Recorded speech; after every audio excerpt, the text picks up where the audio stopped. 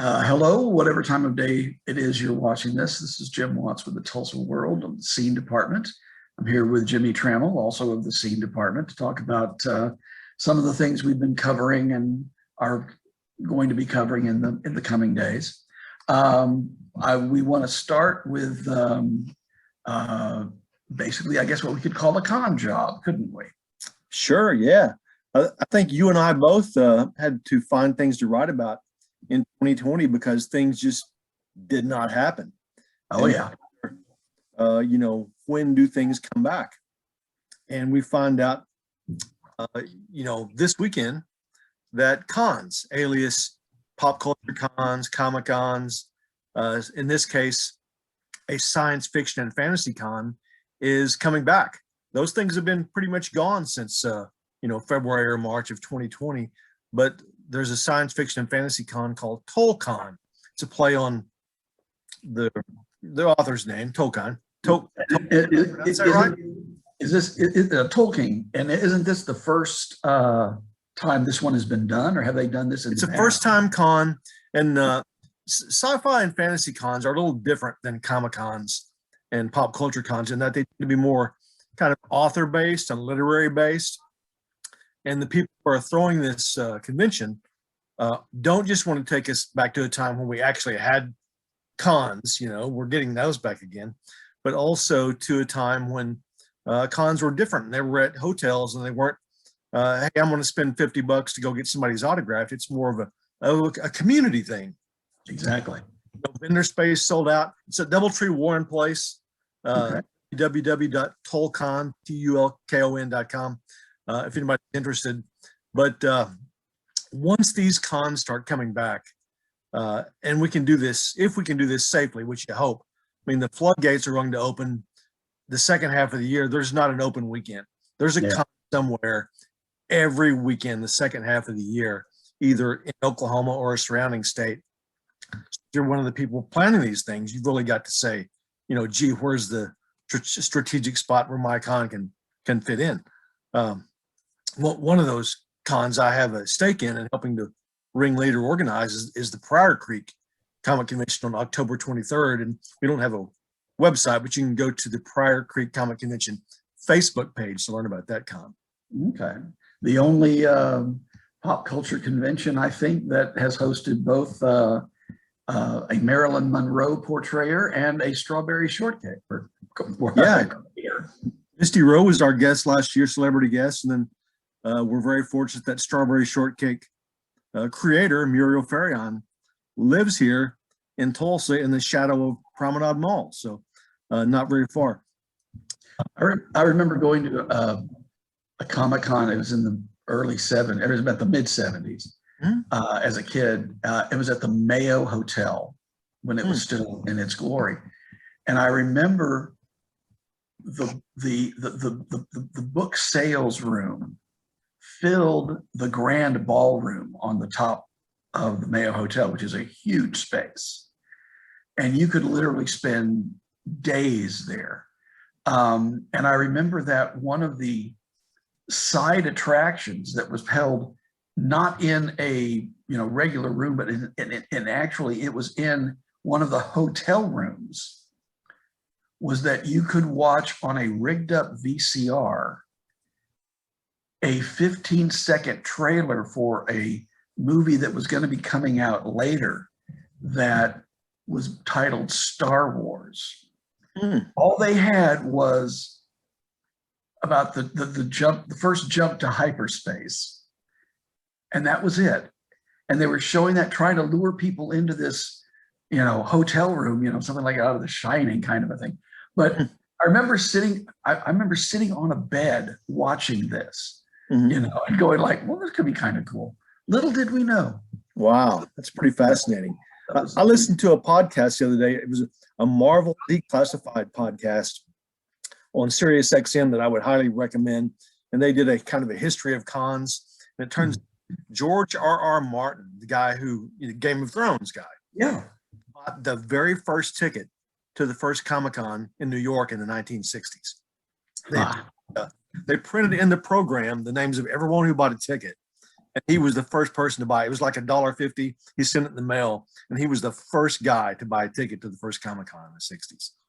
Wow. Oh my. And now if he even thinks about showing up, to one of these things, I don't know if he ever does, but anyway, he's too busy writing the book that's been, what, 10 years in the making or something. Oh, and speaking of things returning, and you have things returning too, but we all wonder, when will live music return? When concerts return at BOK Center, and our great our casino venues are fantastic. When are they going to come back there? Kane's Ballroom has been doing shows, but limited capacity. Right. Tulsa Theater. When is live music coming back? So we will have a story in Sunday's Tulsa World, kind of giving you a heads up on when you can expect actual concerts to return. Well, yeah, I'm one of the stories I've got is about a concert that was going to be live in front of an audience, but it's going to be in a football stadium. The Signature Symphony is doing primarily it's a pops concert. They'll be doing music from, oddly enough, Star Wars, the Magnificent Seven. They'll be doing some things like the Carmen Suite.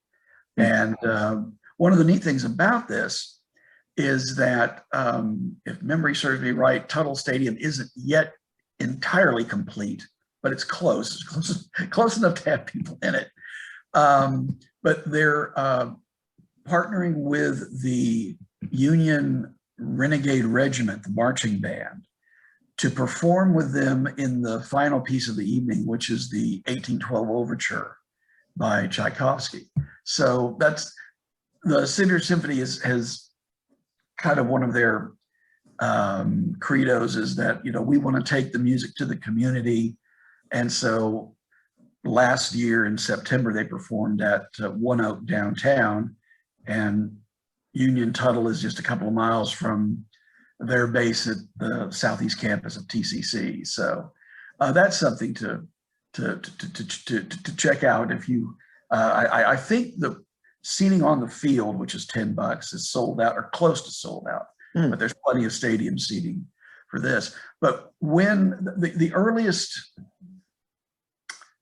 quote classical end quote performance that will be in a theater will be May 1st, when Tulsa Opera presents the Greenwood Overcomes concert, which presents, there are 8 African-American performers, including Oklahoma native Leona Mitchell, that will be performing works by 23 living Black composers. And that's going to be May 1st at the Tulsa PAC. So that's the first. Being inside has become such a fraught thing for so many people. I mean, even with vaccines and everything, people want to be safe about and concerned. And I do believe, yes, the opera concert is going to be live streamed for those who are not going to be able to attend, either because of health concerns or, because they don't live in the country, because this has been getting a lot of national and international attention. So what else we have coming up? Well, you've heard this phrase before, that little boys never grow up. Just the only thing that grows up is the size of their toys. Okay. And, probably I would agree with that for the most part. But they at least cost a whole lot more. They do, like vehicles and that sort of thing. Exactly. But in the case of Danny O'Connor, the Outsiders House director, this is definitely true, because he got some really big toys this week. Okay. Danny is always on the lookout for items related to the Outsiders or any of the works of S.E. Hinton, and for that matter, just anything pop culture related. He went to Jinx at an antique store and found an 11th Street Cleaners sign that appeared above a sidewalk in a scene in The Outsiders, and bam, guess who owns that now? Oh boy. 11th Street Cleaners sign. Has no place to put it, but we'll get to there. On Tuesday, you know the history of the fountain the fountain scene in The Outsiders is a really pivotal scene. Exactly. Yeah. You know that fountain is not real in The Outsiders, right? Yes, I do. And I've been trying to think of where it was, if it was in a park or if it was in front of Harweldon. I cannot remember. I've not seen the movie in so long, but yeah, I knew when I saw the scene that isn't there, so. Sure. Well, a gentleman named Daryl Fowler of Fowler Swimming Pools was approached by Francis Ford Coppola, back in the 80s to build this prop fountain for the movie. And the gentleman still has the plan to build the fountain autographed by Francis Ford Coppola. He's going to give those to Danny O'Connor.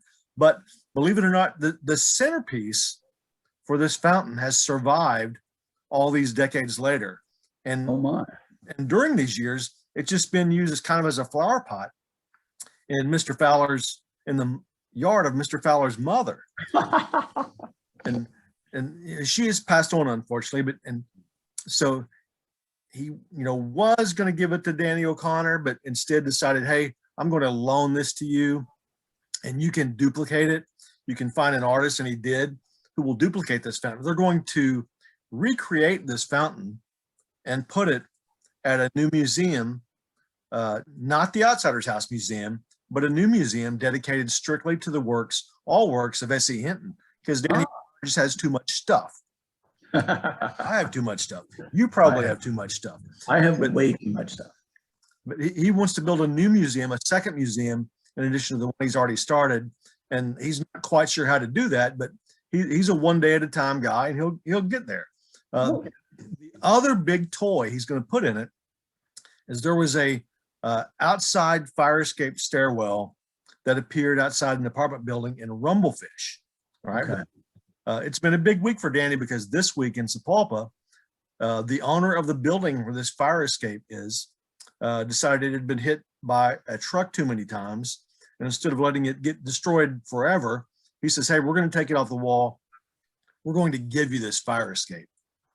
So now Danny O'Connor owns this fire escape from Rumblefish. It'll be one of his toys at this new museum. A staircase to nowhere, just what we need. Exactly. Yeah. Well, probably the biggest news we've covered recently is that Gilcrease Museum is going to close beginning after they'll be open through January 4, and then the museum shuts down because they're finally going to be starting the process to create a new facility for the museum, and they're starting to crate up art and get it moved into a permanent storage place. So if you haven't been out to Gilcrease, now is the time to do it. There's currently a show by Tulsa photographers that showcases aspects of the city. And then there's always the collection of Western art, American Indian art, that's always on display. And that is truly a Tulsa treasure. And hopefully by 2025, it'll have a whole new place to be shown off in. So to wrap up, people like to eat. If you like to eat and like to look, we can definitely recommend In the Raw View, that is spelled V-U. It is the restaurant on the top floor of the vast Bank Center or building in downtown Tulsa. It's right across from One Oak Field. In the Raw is one of the earliest, maybe not the first, it might be the second restaurant in Tulsa that offers sushi. They offer a whole lot of other things too, but that's been kind of their claim to fame. And this new spot has this maybe like a 270-degree panorama of the city. You have to walk around to get all of it, but you can take in a huge amount of the city sidescape or the city skyscape. Say that 3 times fast. While enjoying some really good food. So that I believe that got 4 stars from us, so that'd be a place to check out. As for what we're going to be looking at next week, let's just say we're going to get a little crabby. We'll go from there. And it's Oscar week. And it is Oscar week. That's right. How many Oscar nominated films have you seen? At least one. I'd have to do some research. At least one. Yeah, I'm 2. Only because they were both on Netflix. But anyway, how else does anybody see movies these days? Unfortunately. So anyway, well, that will do for us, I think, for this week. Speaking for Jimmy Trammell and myself, thank you for watching, and we'll see you the next time we do one of these things. Bye.